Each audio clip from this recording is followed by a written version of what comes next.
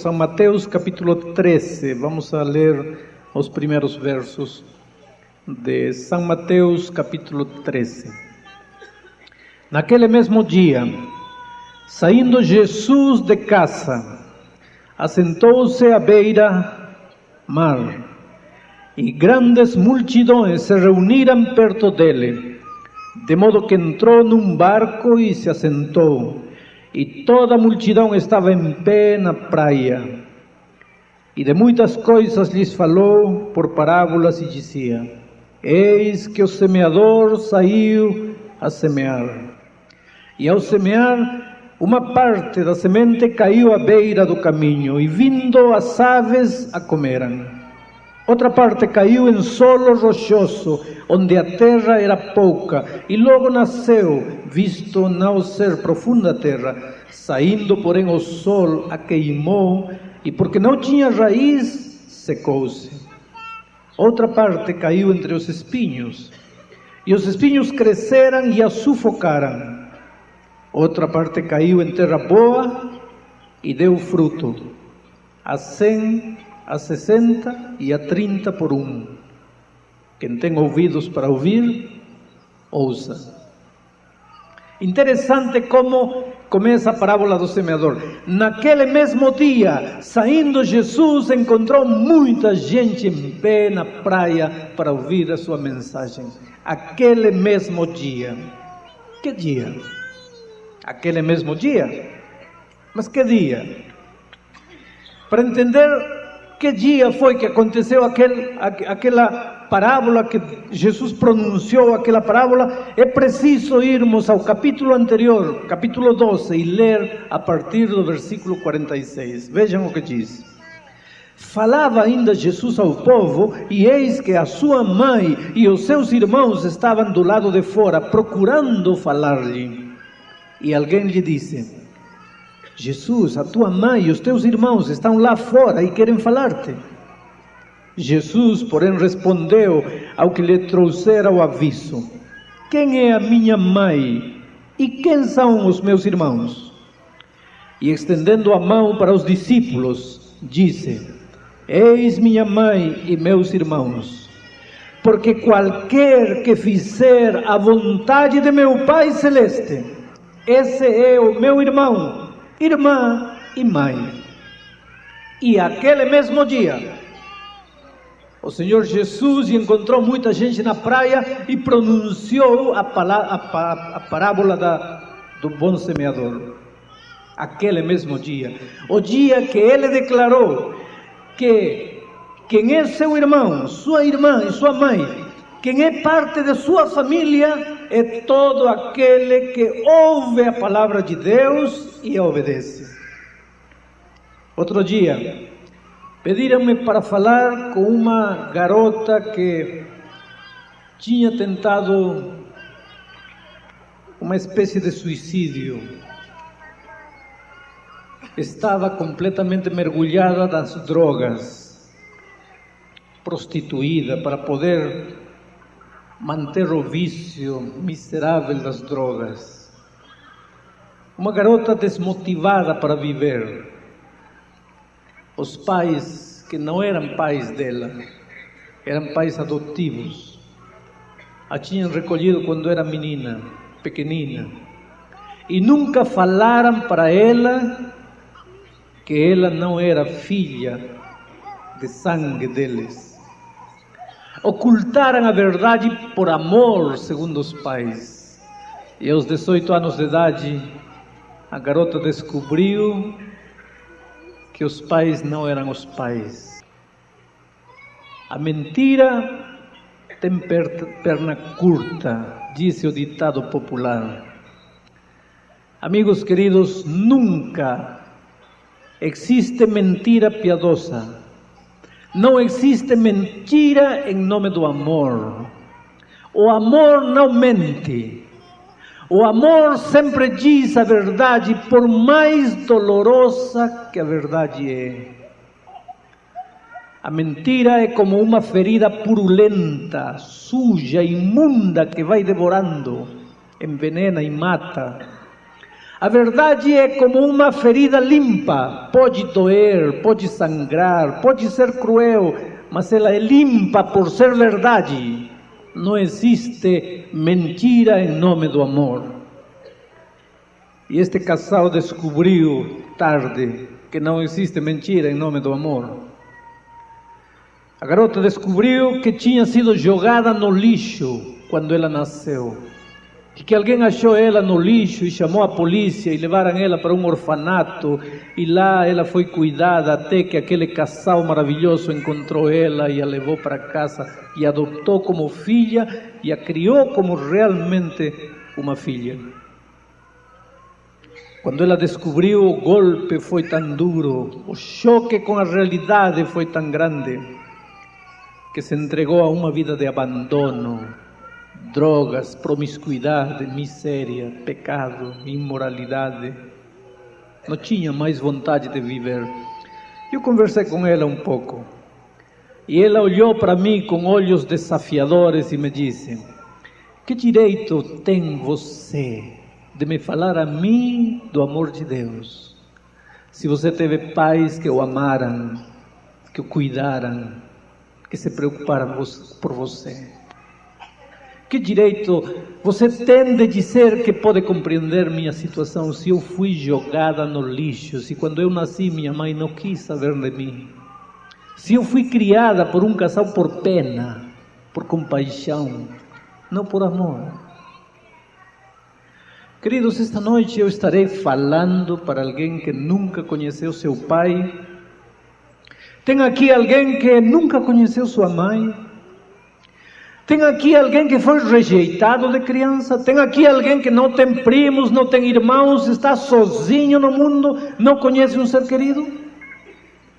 Pois a mensagem desta noite é a resposta para aqueles que se sentem sem família, para aqueles que têm vergonha das suas origens, para aqueles que têm vergonha porque não pertencem a uma família nobre, para aqueles que têm vergonha porque seu sobrenome não é muito importante. Aqui está a resposta divina. Ele diz que se você prestar ouvidos à palavra do Pai e obedecer o que Ele disse, então você, não importa de onde venha, não importa seu passado nem seu presente, não importa a sua raça, não importa o extrato social de onde você venha, não importa quem são seus pais, você passa a formar parte da família real, da família de Deus.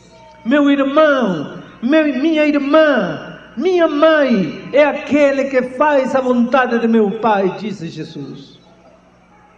O problema é que nem sempre os seres humanos estamos dispostos a aceitar a palavra de Deus. A parábola do bom semeador, a parábola do semeador nos mostra pelo menos 4 diferentes atitudes dos seres humanos diante da palavra de Deus. Uma parte da semente cai no caminho, vêm as aves dos céus e recolhem a semente e a levam. Outra parte da semente cai no terreno das pedras, no terreno rochoso, brota rapidinho e depois é consumido pelo sol. Outra parte cai nos espinhos e é afogada pelos espinhos. E finalmente outra parte cai na terra boa e produz frutos a 100, a 60 e a 30 por um. Analisemos um pouco nestes 4 tipos de terreno, porque são as 4 maneiras como os seres humanos aceitam a palavra de Deus. E esta noite aqui, neste auditório, e em todos os auditórios do mundo, existem essas 4 classes de pessoas, existem essas 4 atitudes. Você é o terreno do caminho, ou é o terreno do rochoso, ou é o terreno dos espinhos, ou é o terreno bom. Em que consiste o terreno do caminho? Queridos, o caminho um dia foi terra boa, terra arada, terra suave, terra maravilhosa para produzir. Mas os caminhantes passaram uma vez e outra, de um lado e de outro lado, e os pés dos caminhantes foram endurecendo esse terreno. Quando a semente cai, o terreno está endurecido e não penetra. Não se aprofunda, fica aí na superfície, porque o terreno que um dia foi terreno bom se endureceu, não penetra mais a semente. E diz a parábola que as aves dos céus vêm e recolhem a semente, e a semente desaparece, e esse terreno é como se nunca tivesse tido semente nenhuma em cima dele. Esse terreno do caminho simboliza os corações que de alguma maneira estão se endurecendo diante da palavra de Deus. Corações que um dia foram corações sensíveis, corações dispostos a ouvir a palavra de Deus, mas que por algum motivo os caminhantes da vida foram passando por esse coração, endurecendo, e agora a semente da palavra de Deus não tem condições de penetrar esse coração. Você pergunta em seu coração, quais são esses caminhantes? Por exemplo, as frustrações da vida. Um dia você conhece alguém que conhece a palavra de Deus, e você fica maravilhado com as verdades divinas, e você pensa que deve aceitar essas verdades maravilhosas. E quando você conhece mais a fundo essa pessoa que estava ensinando para você a palavra de Deus, descobre que essa pessoa é uma pessoa falsa, que não vive o que prega, que ensina a palavra de Deus, mas sua vida não é uma vida coerente com a mensagem que prega. Deve dinheiro a todo mundo, engana, mente, bate na esposa, trai a esposa, é um mau patrão, é um mau empregado, mas anda com a Bíblia debaixo do braço. E seu coração, que um dia foi terra boa, receptiva à palavra de Deus, quando esses transeuntes incoerentes com o Evangelho transitam por seu coração se endurece. E então você confunde esse indivíduo com a palavra de Deus e diz assim: se o Evangelho não funcionou na vida desta pessoa, quer dizer que o Evangelho é mentira, não funciona. E seu coração lentamente vai se endurecendo diante da palavra de Deus.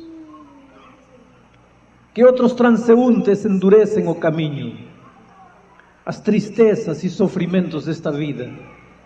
Há pessoas que não sabem reagir diante do sofrimento. Alguém me disse um dia: eu vou aceitar a Jesus o dia que você me explicar por que nascem crianças defeituosas sem ter culpa de nada. O dia que você me explicar por que Deus permite que muita gente rica não saiba o que fazer e jogue a comida no lixo, enquanto crianças indefesas morrem de fome. O dia que você vier com uma explicação coerente, eu aceitarei Jesus. É verdade que este mundo está cheio de injustiça, injustiça social. Você se levanta às 4 da manhã, pega 2 ônibus para chegar ao trabalho, é honesto, trabalha, luta, sofre. Chega às 11 da noite em casa cansado, para receber 2 miseráveis salários mínimos por mês para poder viver. Enquanto tem gente que não conhece o que é honestidade e enriquece de um momento para outro e explora os honestos. Isso, claro, que é injustiça social. Isso endurece o coração. Só que não é argumento para dizer que a palavra de Deus é mentira. Não é argumento para dizer que a palavra de Deus não funciona. Não é argumento para dizer que o Evangelho é esperteza de uns para enganar outros. Mas se você não souber reagir diante das injustiças da vida, Seu coração que um dia foi sensível à palavra de Deus, com certeza começará a se endurecer, endurecer e endurecer. E a palavra de Deus esta noite pode chegar a seu coração, mas não penetra. E esta mesma noite, as aves dos céus, que simbolizam tanta coisa que o inimigo tem na vida, virão e recolherão essa palavra semeada em seu coração e a levarão para sempre. E seu coração amanhecerá mais endurecido ainda. Jó, no seu livro, Jó, capítulo 9, versículo 4 diz: quem porfiou contra o Senhor e teve paz. Outras versões dizem: quem se endureceu contra Deus e lhe foi bem. Quem é o homem que se endureceu com Deus e as coisas lhe saíram bem? Há um perigo terrível em endurecer-se contra a palavra de Deus. A Bíblia menciona que Deus é capaz de perdoar todos os pecados. Assassinato, sim. Roubo, sim. Idolatria, sim. Mentira, sim. Homossexualismo, sim. Adultério, sim. Droga, sim. Não há nada que Deus não possa perdoar. Mas é clara a Bíblia ao dizer que há algo que Deus não perdoa. E é o pecado contra o Espírito Santo. É o pecado imperdoável. E os dias que o ser humano chegue a cometer o pecado contra o Espírito Santo, não há mais perdão para ele. E você pergunta esta noite: em que consiste o pecado contra o Espírito Santo? É o endurecimento do coração. É a insensibilidade do coração. Deus não perdoa este pecado, não porque Ele não queira perdoar. Deus não pode perdoar o pecado contra o Espírito Santo, porque o ser humano que cometeu este pecado se endureceu a tal ponto que não sente mais necessidade de perdão. Ele ri da palavra de Deus, ele caçoa da palavra de Deus, tudo é mentira para ele. Ele joga a palavra de Deus no lixo, ele ri da religião, ele zomba de Deus. Esse coração não sente mais necessidade de perdão. E Deus não pode colocar o perdão no coração humano pela força. O ser humano tem que querer ser perdoado. Mas aquele que se endureceu contra Deus, ele não quer mais ser perdoado. E como se endurece um coração finalmente? Nenhum coração se endurece de um momento para outro. O endurecimento do coração é um processo lento. Hoje você ouve a palavra de Deus, você sente o Espírito de Deus chamando, e você diz: eu responderei, mas não agora, amanhã. E amanhã você diz: amanhã. E no dia seguinte você diz: amanhã. E no ano seguinte você diz: amanhã. Só que cada vez você ouve menos, com menor intensidade a palavra de Deus. Não é que Ele te fale com menor intensidade, é você o que ouve com menor intensidade, porque seu coração vai se endurecendo. E Jó pergunta: quem se endureceu contra Deus e lhe foi bem? Eu pergunto esta noite, estarei pregando para alguém que há muito tempo já ouviu o convite divino. Esta noite, amigo querido, aí onde você estiver me ouvindo, houve um tempo em que seu coração era sensível à palavra de Deus? Houve um tempo em que você sentiu o Espírito trabalhando em sua vida? Houve algum momento em sua vida em que você sentiu que devia tomar a decisão de entregar a vida a Jesus? E eu pergunto: o que aconteceu com você? Que seu coração cada vez está mais duro. Como chegou a esse ponto? Porque você foi dizendo não, não, não. E quem se endureceu contra Deus e lhe foi bem? Hoje o Espírito de Deus novamente está trabalhando em seu coração. Queira ou não queira, você está sentindo o toque maravilhoso do Espírito de Deus.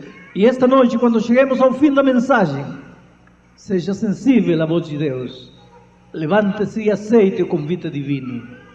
Porque de outra maneira, as aves levarão a boa semente que esta noite está sendo plantada em seu coração. O segundo terreno nos fala de um terreno rochoso, terreno de pedras. Ao lado do caminho está o terreno das pedras. Quando os carros passam pelo caminho, se levanta poeira, e a poeira cai em cima das pedras. E aí em cima das rochas começa a se formar uma capa de terra fina, que é a poeira que vai caindo lentamente. É uma terra muito sensível, porém não tem fundamento. É uma capinha fina de terra. E quando a sementinha cai aí, em seguidinha brota imediatamente. Mas no dia seguinte, quando o sol sai, ela não tem profundidade. As raízes não podem perfurar a rocha. Brota com facilidade, mas não tem raízes. E quando o sol das circunstâncias esquentam, a sementinha é queimada e desaparece. O terreno rochoso simboliza os corações movidos apenas à emoção. Queridos, a mensagem de Deus não pode trabalhar unicamente no coração. A mensagem de Deus, e aqui há uma lição para os pregadores que estão assistindo a mensagem desta noite em todas as partes do mundo. A mensagem de Deus não pode trabalhar unicamente na razão, mas não pode trabalhar também unicamente na emoção. Porque o ser humano é mente, coração e corpo. Quando queremos alcançar o ser humano com a palavra de Deus, temos que alcançá-lo na sua mente primeiro, no seu raciocínio, mas depois temos que alcançá-lo no seu coração, nos seus sentimentos, nas suas emoções. E finalmente temos que comprometer o corpo do ser humano, mente, coração e corpo. Tem muitos pregadores que dizem: eu sou um pregador racional, eu não gosto de sentimentos. Se você é um pregador racional, você é um pregador incompleto, porque o ser humano não é somente razão. Mas se você é um pregador apenas emocional, também não é um pregador completo, porque o ser humano não é apenas emoção. A verdadeira pregação trabalha primeiro no raciocínio do ser humano. A verdadeira pregação mostra através da Bíblia: este é o caminho. Mas não para por aí. Compromete a emoção da pessoa com aquilo que sua razão está dizendo. Mas este terreno rochoso simboliza pessoas que apenas aceitam o Evangelho com sua emoção, com seu sentimento. Hoje são capazes de chorar, mas amanhã não estudam a Bíblia e não oram, e não buscam ao Senhor. As raízes não penetram. Seu coração está endurecido pelos golpes da vida. A plantinha brota. Todo mundo pensa que vai produzir, mas logo que sai o sol das circunstâncias, a semente é queimada e desaparece. Queridos, sentimentos. Nós precisamos lidar com nossos sentimentos. Nós precisamos aprender a administrar nossos sentimentos. Tem muitas pessoas que me dizem assim: pastor, eu acho que não estou convertido. E eu pergunto por quê? E as pessoas dizem: porque eu nunca chorei. Eu vejo outras pessoas aceitando a Jesus com lágrimas, mas eu nunca derramei uma lágrima. Eu acho que não estou convertido. Querido, não é assim. Conversão não é apenas emoção. Deus, quando fez este mundo, fez uma aquarela de personalidades. Há pessoas que nunca derramam uma lágrima, porém têm um coração maravilhoso. Há pessoas que derramam lágrima por tudo, mas têm um coração duro. Como é possível? Às vezes você pode acreditar mais no sentimento de uma pessoa que não chora do que no sentimento de uma pessoa que chora por qualquer motivo. Mas há uma aquarela de sentimentos. Outros mais sensíveis, outros mais emotivos, outros mais racionais. Os psicólogos fazem uma classificação de personalidades. Deus fez uma aquarela. O que seria do mundo se todo mundo fosse razão? Ou se todo mundo fosse emoção? Ou se todo mundo fosse de uma maneira ou de outra maneira? Para que este mundo fosse interessante, bonito de ser vivido, para que este mundo fosse um quadro perfeito, precisávamos da raça branca, precisávamos da raça amarela, precisávamos da raça marrom, precisávamos da raça negra, precisávamos de gente alta, de gente baixa, precisávamos da cor amarela, da cor verde, da cor branca, enfim.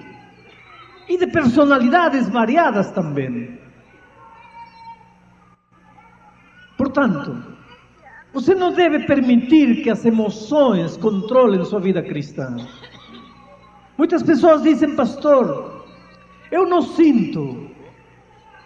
Mas pergunto eu, por que você tem precisamente que sentir? Você tem que aceitar com seu raciocínio que o Evangelho funciona na vida. Sentimentos humanos às vezes são traidores. Quando estamos bem, nos fazem sentir que estamos mal. E quando estamos mal, às vezes nos fazem sentir que estamos bem. Se você está buscando a Deus todos os dias em oração e através do estudo da Palavra de Deus, se você todos os dias está testificando com Deus, está testificando do amor de Deus para outros, então você está bem com Deus, mesmo que seus sentimentos lhe digam que está mal.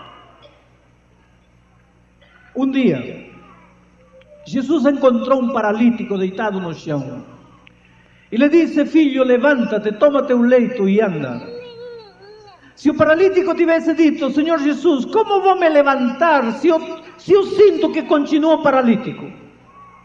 Se o paralítico tivesse dito isso, teria ficado paralítico para o resto da vida. Mas embora ele não sentia que estava curado, ele acreditou na palavra redentora de Jesus e mesmo sem sentir, levantou-se e andou. Então você não pode deixar que seus sentimentos normem sua vida cristã. Você tem que acreditar na palavra redentora de Jesus, e a palavra redentora de Jesus está aqui na Sagrada Escritura. O terceiro terreno, o terreno dos espinhos, é o coração da pessoa que quer servir a muitos deuses. Ela gosta do Evangelho, ela gosta de vir à igreja, ela gosta de ouvir a palavra de Deus, ela presta atenção com sua razão e muitas vezes seus sentimentos também se comprometem com a verdade. Só que ela tem outros deuses na vida, e esses deuses são os espinhos, que finalmente afogam a sementinha da palavra de Deus que brotou no coração. E quais são esses deuses? Podem ser muitas coisas. O trabalho, por exemplo. Tem gente que trabalha tanto, e o trabalho é uma coisa boa. Devemos trabalhar. É ruim quando não se trabalha. Mas há pessoas que trabalham tanto que não têm tempo para ler a Bíblia e orar e alimentar-se da força divina cada dia.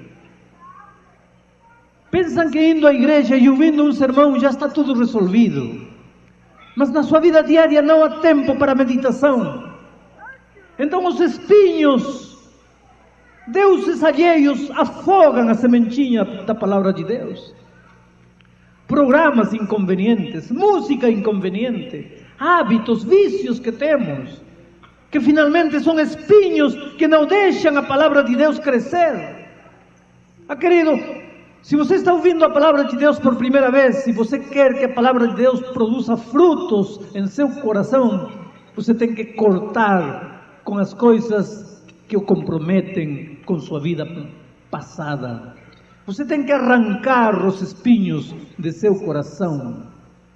Eu conheci um bêbado que deixou de beber porque acreditou no poder maravilhoso de Jesus. Mas ele queria fazer trabalho missionário com os bêbados, com os ex-bêbados amigos dele.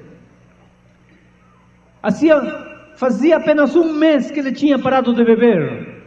E ele voltava aos botecos para dar, segundo ele, estudos bíblicos aos bêbados nos botecos. Querido, se você bebeu e tem amigos bêbados que precisam conhecer a Jesus, peça a pessoas que nunca beberam para ir a dar estudos bíblicos a essas pessoas. mas não você, porque você tem a terrível tentação da bebida. E hoje esse bêbado não está mais nos caminhos do Senhor, porque o espinho da bebida afogou a palavra de Deus.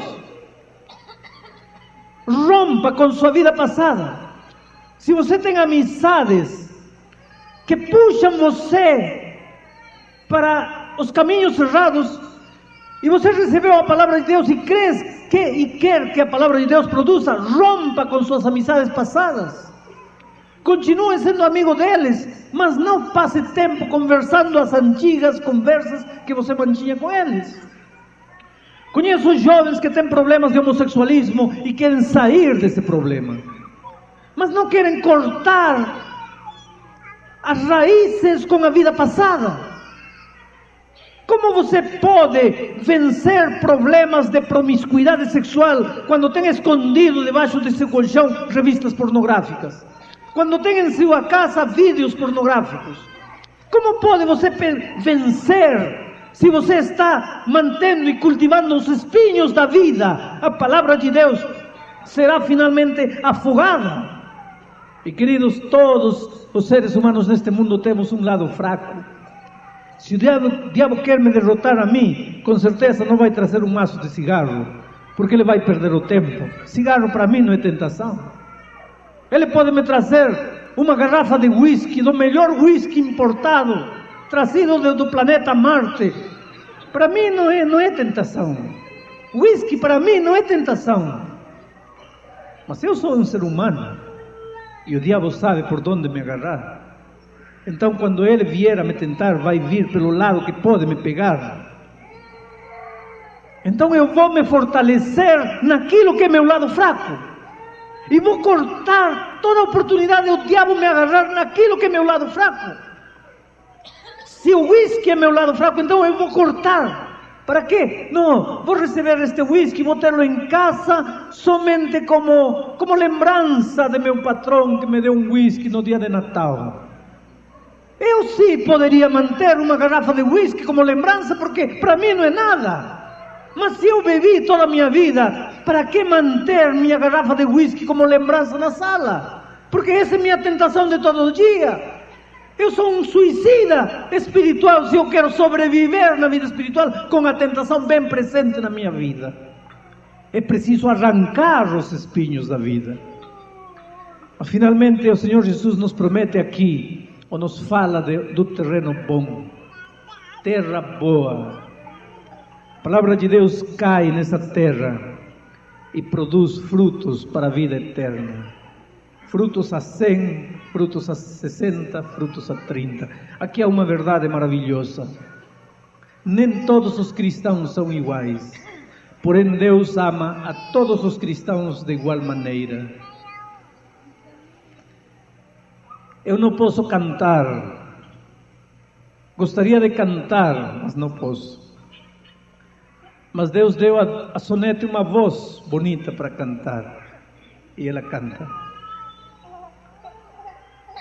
Eu não entendo nada de televisão, não entendo nada de câmera. É um mistério para mim. Não quero nem saber também.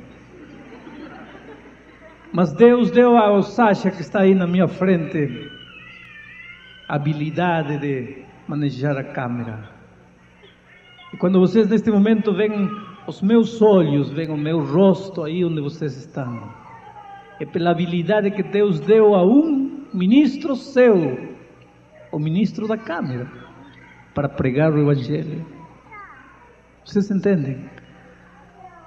Um 100, outros 60 e outros 30. Um canta, outro prepara pão. Vejam estas flores. Deus deu a Yara e as amigas que ajudaram o talento de decorar as flores, de colocar as flores em ordem. Eu seria um desastre se eu começo a colocar as flores.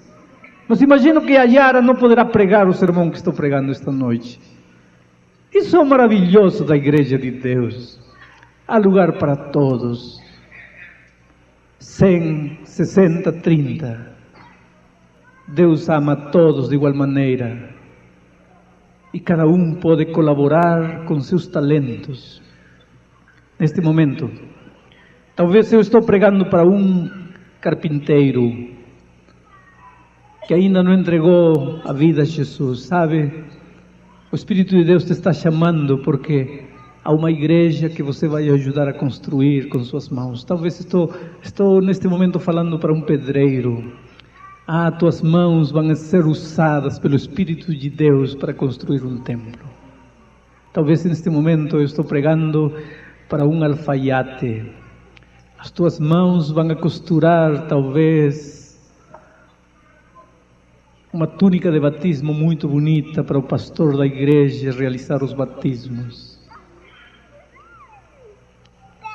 Deus tem um lugar para você no reino de Deus, não importa quem é você. Não importa se você é um grande universitário, um doutor em alguma matéria, ou se você somente tem o primário.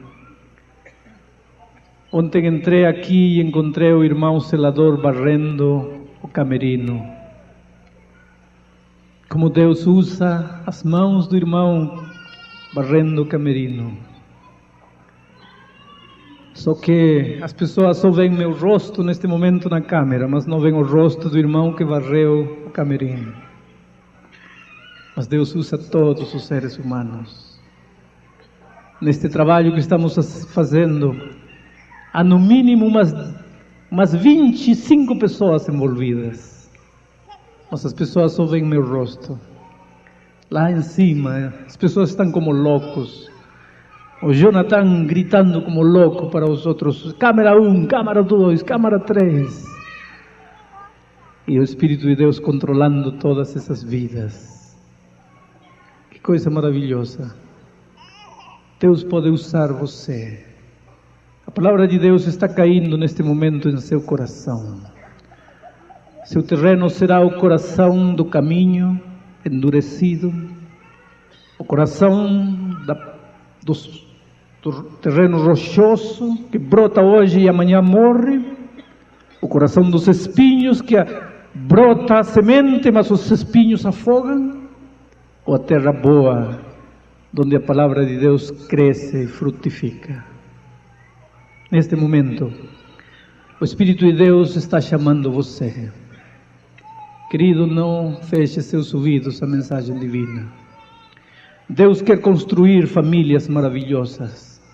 Você pode formar parte da família de Deus, mas Jesus disse: todo aquele que ouve minha palavra, a palavra de meu Pai, e a obedece, esse é meu irmão, minha irmã e minha mãe. Você não tem direito de pensar: estou sozinho no mundo. Talvez teus amigos te abandonem, talvez teus próprios familiares de sangue te abandonem, talvez teus filhos te abandonem, talvez teus pais te abandonem. Mas o Senhor Jesus te convida esta noite a formar parte da sua família, a entregar-lhe a tua vida. Eu conheço lares desfeitos, completamente desfeitos. Maridos que abandonaram a mulher e os filhos e foram a gastar o dinheiro com mulheres e com vícios. E um dia a palavra de Deus os alcançou aí onde estavam. E o coração deles ainda não estava endurecido. Sentiram a voz de Deus chamando e caíram aos pés de Jesus. E entenderam a miséria da vida. Seus olhos se abriram à monstruosidade dos seus atos e voltaram arrependidos para casa. E pediram perdão à esposa e aos filhos e reconstruíram a família. Querido, Deus não quer tua família desunida. Filhos por um lado, pais por outro lado. Filhos afundados no mundo das drogas, pais bêbados. Não, esse não é o plano que Deus tem para a tua vida. Ele quer lares felizes, filhos amando seus pais, pais respeitando e amando seus filhos. E não importa se teu lar está desfeito, Deus quer reconstruir a tua família. Deus quer juntar os cacos de teu lar e devolver-te um lar feliz. E Ele quer habitar em tua casa. Mas você precisa entregar a vida a Jesus. Você precisa ser terra boa Você precisa ouvir o chamado de Deus e correr aos seus braços. E é por isso que eu vou chamar a Sonete para cantar esta noite. E enquanto ela cantar, eu vou fazer um convite aqui no auditório e a todos os amigos que estão participando da programação esta noite nos diferentes auditórios do mundo. Se você quer entregar sua vida a Jesus esta noite, se você quer expressar seu desejo de prestar ouvidos à palavra de Deus, estudar o que Deus tem para você, conhecer o plano de Deus para a sua vida, e você quer expressar a Jesus o desejo de unir-se ao povo de Deus nesta terra, de passar pela maravilhosa experiência do batismo um dia, eu quero que você se levante aí onde você está e venha aqui à frente. Sonete vai começar a cantar quando a primeira pessoa se levantar e vier. Eu pergunto aí nos auditórios, quem é a primeira pessoa que se levantará? Vou pedir neste momento aos pastores que estão aqui, que venham aqui, por favor, a me ajudar na frente para receber e abraçar e parabenizar as pessoas que se levantarão. E aqui já está um amigo que quer se levantar. Por favor, venha e chega aqui. Bem-vindo à família de Deus. Bem-vindo ao coração de Deus.